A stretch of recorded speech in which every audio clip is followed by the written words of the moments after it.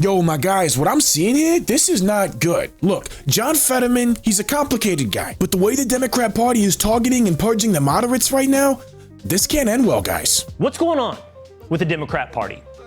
Maybe a good place to start is looking at what's going on with Pennsylvania Senator John Fetterman.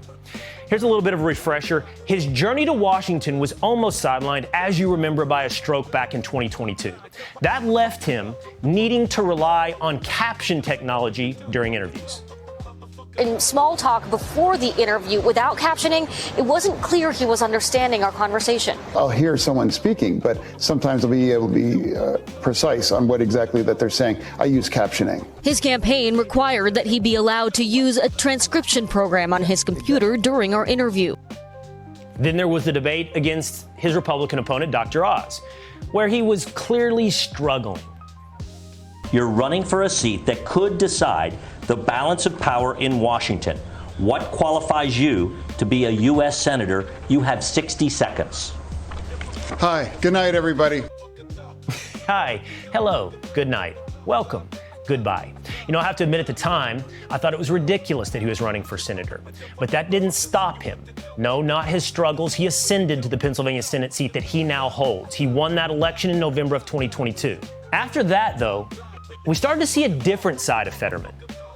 And this new side was less victim narrative and more willing to actually come to the table and have a common sense conversation. When you have hundreds of thousands of people in our nation here illegally with criminal records and some actively engaging in crime, well, then they all, have to go. Greenland, for example. Now, and I know there's a lot of freakouts, and of course I would never support taking it by force. But I do think it's a responsible conversation if they were open to acquiring it and whether just buying it outright. I mean, if anyone think that's bonkers, it's like, well, remember the Louisiana Purchase? Look, I know it's not all MAGA rainbows with Fetterman. Okay, he still does a bunch of stuff we don't like. Hamas needs to be effectively neutralized before there's any kind of peace. How about giving him a beeper? It's like this is a silver-plated beeper. The real beeper is like 1/10 the weight. It's nothing. Really? But it changes history.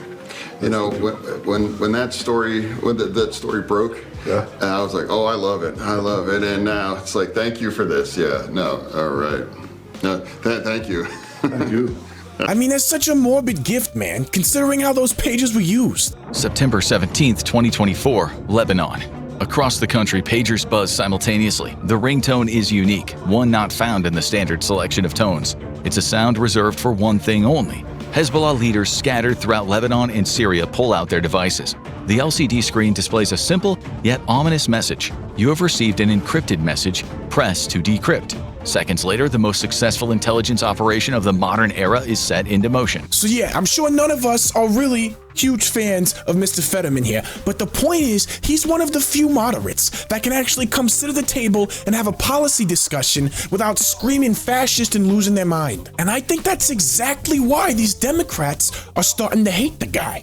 They seem to have made their choice. A car crash, an argument on a plane, and several stories detailing outbursts and confrontations, all raising questions about Senator John Fetterman. This is a video of Senator John Fetterman on a flight back to Pittsburgh, arguing with a flight attendant over his seat buckle, which the attendant says needs to be visible. So he gets into an argument with some Karen flight attendant about whether his seatbelt is visible or not. That's a Joe Biden moment now, really? The video went viral, along with a report in New York Magazine, quoting concerns of his former chief of staff about Fetterman's mental health in light of outbursts and, quote, long, rambling, repetitive, and self-centered monologues. It's like a hit piece.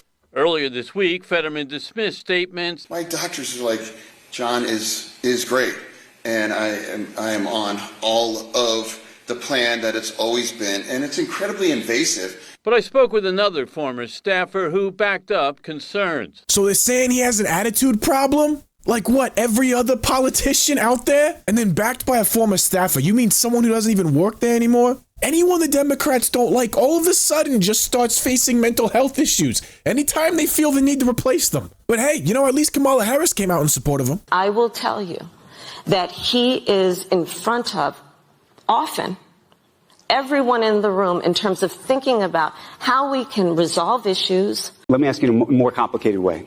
I think there's a lot of people would say she can't say anything else. She couldn't tell if there was a problem. I'm not lying. If there was, but I'm telling you a fact. But if there ever is a problem, yeah. Do you think that you could go tell the American public? Do you think in your role that you're in a position to do that? Of course, if necessary, but there's no need for that. There is a political argument that is being made that is not based on substance. And you're asking me to hypothesize. Wait a second, I don't think that was about Fetterman. I think I'm getting him confused with somebody else right now. See, I don't think it's really about Fetterman. I think it's more about the rhetoric. I think this is what the Democrat Party's trying to purge right now. Because I'm not rooting against him. If you're rooting against the president, you are rooting against the nation. Like, I've been warning people, like, you got to chill out. You know, like the constant, freak out, pack a lunch.